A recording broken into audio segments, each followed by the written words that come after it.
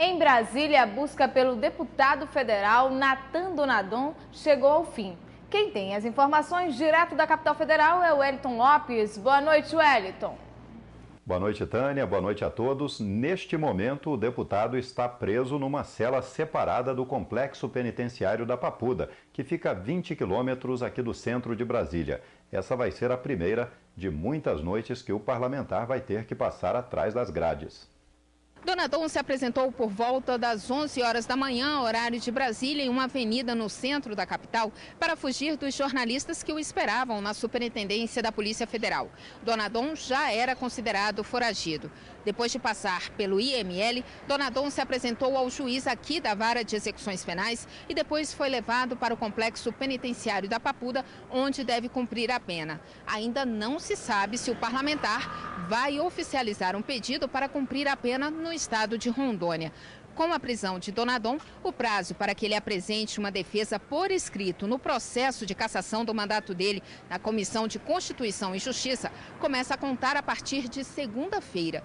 Diante dos acontecimentos, o diretório do PMDB expulsou o parlamentar. Donadon foi condenado a 13 anos, 4 meses e 10 dias por ter desviado mais de 8 milhões quando era diretor da Assembleia Legislativa de Rondônia. Essa é a primeira vez desde a Constituição de 88 que um parlamentar é preso durante o mandato. De Brasília, Gisele Loureiro.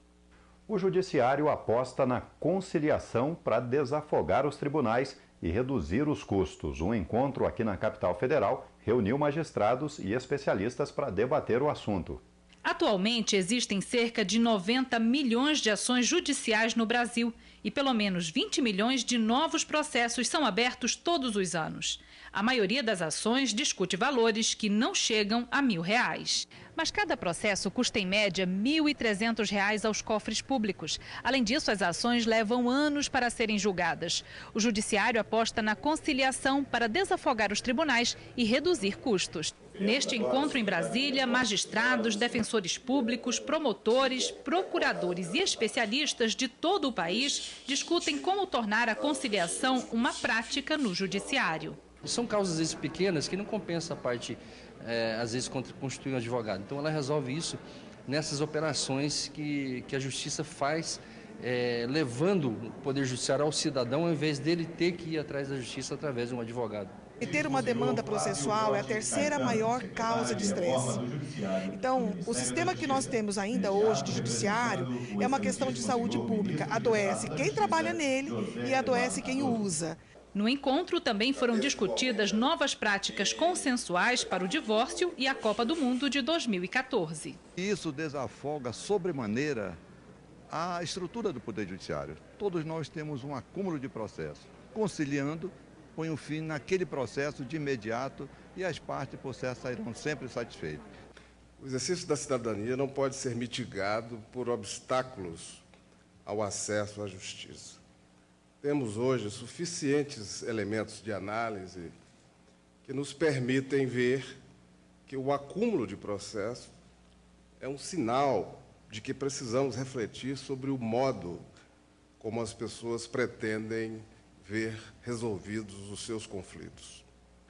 Um relatório elaborado pelo Conselho Indigenista Missionário revela que o número de assassinatos, lesões corporais e violência sexual contra índios aumentou em 2012. Foram 1.276 casos registrados no ano passado, com um total de 60 homicídios, 9 a mais do que no ano anterior. Mato Grosso do Sul continua sendo o estado com maior número de assassinatos de indígenas, 37. Pará e Roraima registraram 2 casos cada um e Rondônia 1 assassinato. O conflito pela terra é a principal causa de tanta violência. São esses os destaques desta sexta-feira. Um ótimo final de semana a todos e até segunda-feira, Tânia.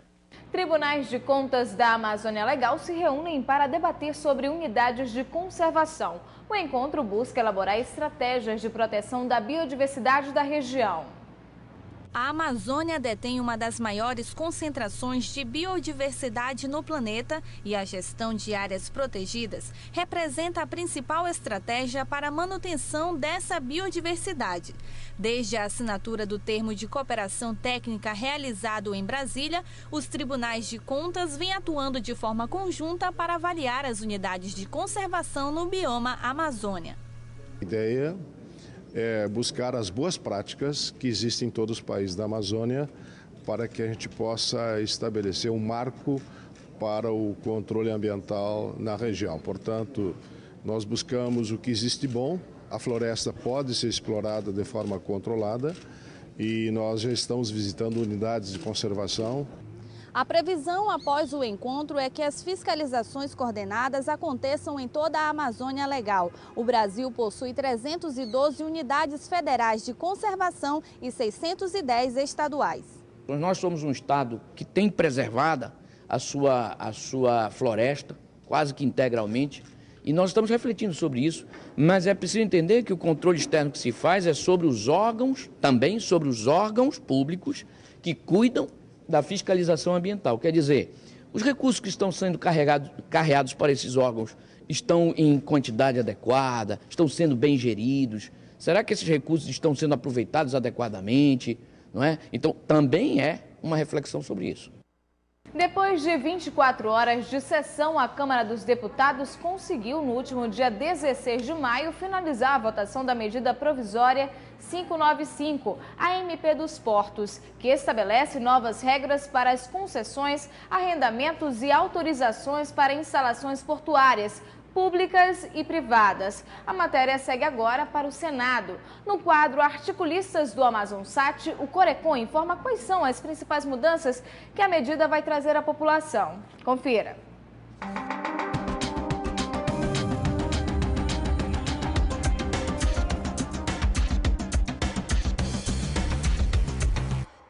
Olá, hoje nós vamos conversar sobre a MP dos Portos.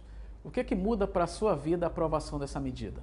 A medida provisória 595, conhecida como MP dos Portos, está sendo votada em caráter de urgência, em cima da hora, porque o governo precisa dessa aprovação.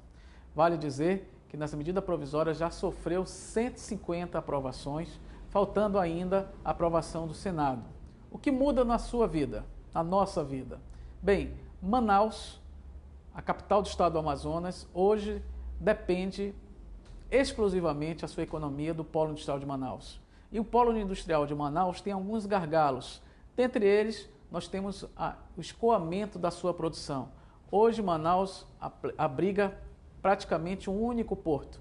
Então, com a aprovação dessas medidas, se espera que investidores venham para Manaus, façam investimentos em portos privados que vão poder beneficiar o escoamento da produção do Distrito Industrial de Manaus. Então, eu particularmente vejo com bastante alegria a aprovação da MP dos Portos. Acreditamos que Manaus vai ter um diferencial com mais portos para atender o escoamento da produção e isso vai beneficiar e muito a nossa produtividade.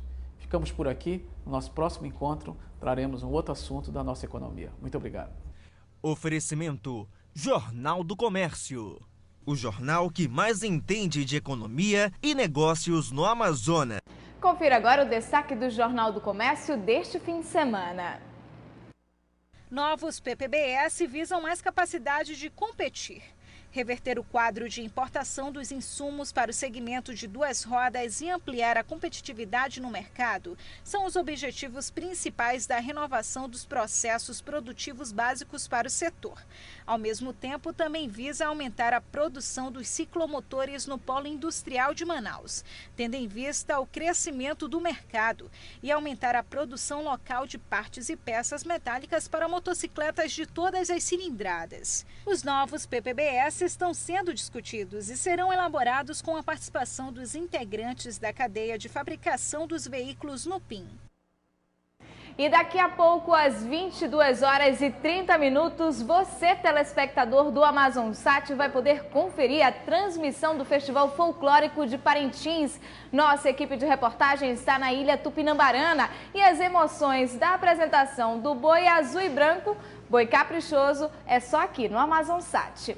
E veja a seguir, confira o que Roraima notificou em situações de casos de violência, isso em 4 meses. Nós voltamos já já.